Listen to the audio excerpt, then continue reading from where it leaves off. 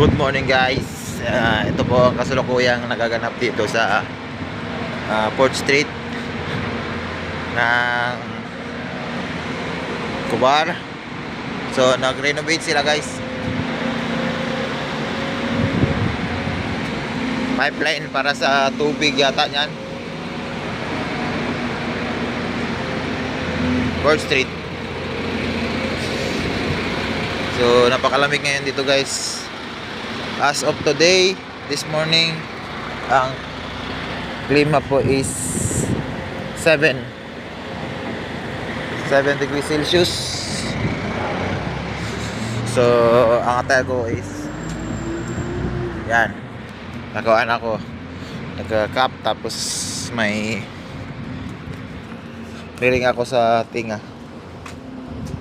Yan, pupunta ako dun guys, kakain ako ng almusal, which is pruta, tapos may konting gulay yun, tapos kape.